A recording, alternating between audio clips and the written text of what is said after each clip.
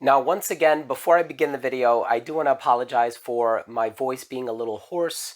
I am kind of coming over a cold, which ended up becoming a sinus infection, but that's neither here nor there. The good news is that here we have a fragrance that I've owned for many, many years now, so I am quite familiar with this one. This is from the brand Tiziana Terenzi. It's an Italian brand. The fragrance is part of the Sea Stars collection. Beautiful presentation. This particular fragrance is called Telea. I'm looking forward to giving you my thoughts on this fragrance, so make sure to stay tuned.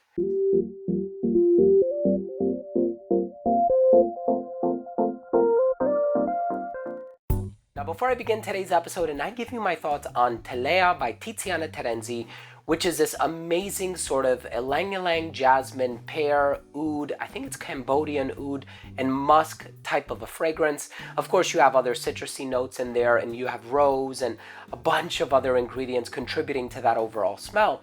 And I'll talk to you all about that in just a little while, but before I begin, I want to mention that if you're a fan of fragrance-related content, hit the subscribe button, hit the bell, and give this video a thumbs up for the algorithm. It would really mean a lot to me. So here we have a fragrance that kind of embodies this nautical theme, and all of the fragrances in this collection do. There's Cubia and Atlantide, and Telea is that sort of a fruity pear jasmine one. Clean musk, clean jasmine. It's not rough around the edges, and this one is just a very sort of elegant, peaceful type of a fragrance. I do apologize that I don't have the box here. Very, very ornate presentation. I'm going to drop all of the links down below. You can actually find this at Max Aroma. They have it probably for the best price that you're going to find this at right now.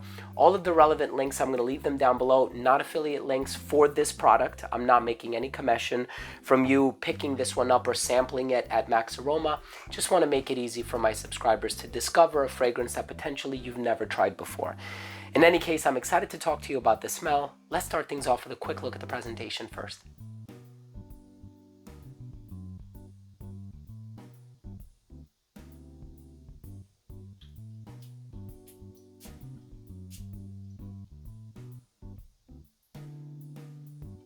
So right in the opening of this fragrance, you are going to get this pear note.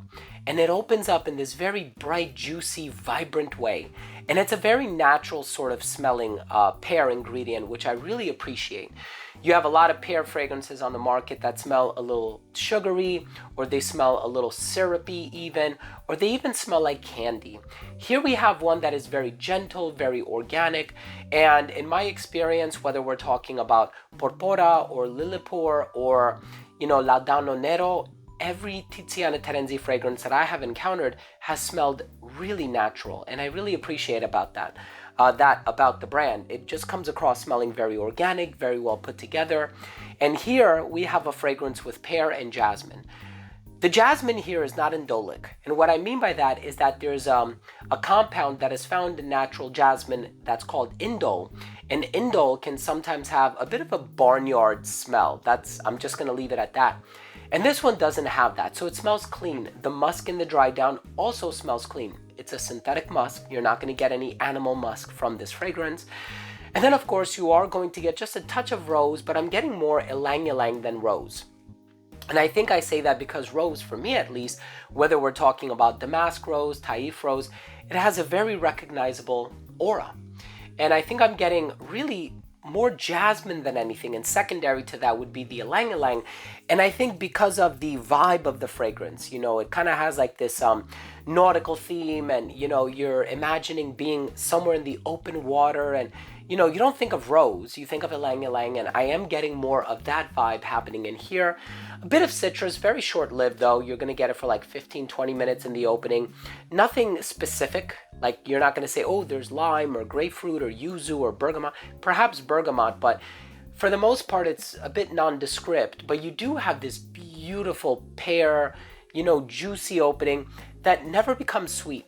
The dry down is woodsy, but again, not rough around the edges. So the oud that's used in here is a very smooth type of an oud, and I can really appreciate that. And let's be honest, Tiziana Terenzi has used oud in many fragrances in their past catalog, and some of them have been a bit rough around the edges, not this one.